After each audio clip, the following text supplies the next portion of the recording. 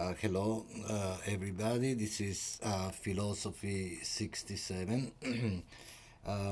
This is the first time that I make a video for this class. We were able to meet twice, right? I mean, we had the beginning, we saw each other on March the 4th and then the 11th.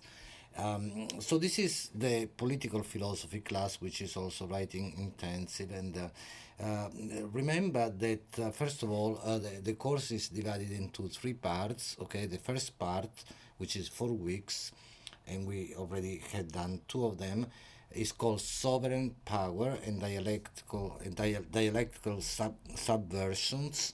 And then the second part, which starts on week 5, it's called capture and lines of flight, the prison and the camp. And then the final, third and final part is called, starting on week 9, technology, machinic assemblage, and that. Okay, now I will regularly make these videos, right, YouTube videos, which I will then upload to Blackboard and send to you in an email as well. Okay, so the first 2 weeks we started with Hobbes, right? We read a few central chapters from Leviathan in relation to the question of sovereignty. I asked you to read especially, well, the introduction that we saw in class as well, and then chapters 10 to 16, especially chapter 13, I believe I said, right? So we had that class, and so we saw the emergence of the formulation by Hobbes of this, one of the earliest, right, theory of sovereignty. And then week 2, we saw Carl Schmitt, the concept of the political and political theology passages from these books, two books by Carl Schmitt, of course, right? And then so that there is continuity between Hobbes and Smith. Then on the 18th, and we didn't meet on the 18th because the college was already closed because of the pandemic, the COVID-19 pandemic, about which we will speak. Throughout this course, because it is of course important, especially from the viewpoints of what we are doing, political philosophy or philosophy in general. But so we didn't do Hegel, right? I asked you to read the few pages from about the dialectic of master and slave, so-called master and slave dialectic from Phenomenology of Spirit. Okay. I gave you those pages, and so I won't be again. And then next time I will upload another video for March the 25th, right? When we are supposed to read Marx. I mean, fundamentally, will focus on the 10 pages from the economic and philosophical manuscripts of 1844, alienated labor or estranged labor in the translation I gave you, and then a few other things. Okay, we will see next time. I will upload again, always a short video. What I said to the other classes too, maybe we are going to be able to use other technologies such as Blackboard, Collaborate Ultra, although I tried today with another class, it didn't work very well, or Zoom. I don't know, we will see. Otherwise, we will do these YouTube videos, short YouTube videos that I understand they are in the public domain. They're public, but they are basically for this class. So in any case, so then I won't be long. I mean the section from from Hegel, from the Phenomenology of Spirit, the so-called master and slave dialectic, is difficult. Of course, it is very dense. I'm sorry that we can't do that in a face-to-face situation in class. So what you should do in any case, try to understand, look at this in the context of what we have already done in terms of the formulation of the theory of sovereignty by Hobbes, precisely, and then the continuation of that in our, closer to us in time by Carl Smith. Remember Carl Smith? We focused on, in relation to the concept of the political, there are those two or three passages fundamental, right? The political politics as the relation of a friend and enemy, and then the idea that fundamentally humanity is not a political concept, which actually becomes very important today in relation to what's happening, the catastrophic situation, right, with the virus, and the fact that many people refer to the virus as the enemy, would be the enemy of humanity, precisely. But for Smith, humanity has no enemy and therefore has no political concept. Humanity is a word that is appropriated by various discourses, ideologies, and so on, but it is always a misappropriation and an abuse for him. And then from political theology, the idea, very important idea, that begins the book, Political Theology, that the sovereign is he who decides on the state of exception, and certainly we are in a state of exception today. With Hegel and then Marx, we certainly see a subversion, a reversal or a subversion of a dialectical subversion of the theory of sovereignty. To an extent, we can say that that is a simplistic way of saying what, of course, Hegel and Marx do, but that is part of what we are looking at, right? Sovereign power and then dialectical subversions, okay? So in Hegel, you will see the situation of the lord and the serf, the master and the slave, that then will become also capital, and work, labor in with Marx, confronting one another in this struggle against one another. Each one of them is then ultimately consciousness, self-consciousness, but the one that is recognized as such is the master, precisely. And the master does not, right? The slave is simply, in a sense, an extension at the beginning of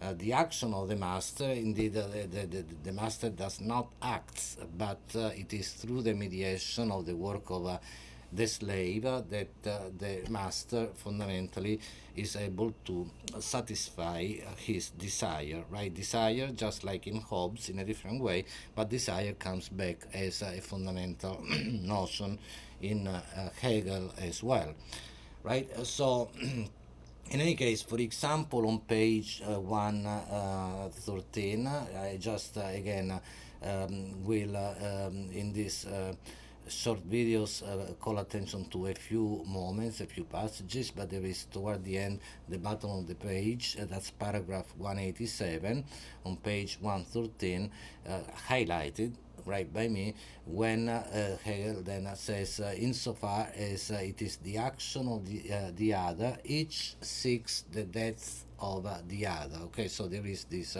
struggle to the death, okay, which comes back at the top of page 114, a life and death struggle. This is what Hegel says, right? So, but then in any case, he goes over in the question of desire and so on that I already mentioned. On page 116, top of 116, he says the bondsman, the slave, the serf, qua QUA, as self-consciousness in general, also relates himself negatively to the thing and takes away its independence. And then, a few lines below, he only works on it. Now, so we had the moment of death, the fear of death, the struggle, that struggle, the question of desire, and then work, which is fundamental as well.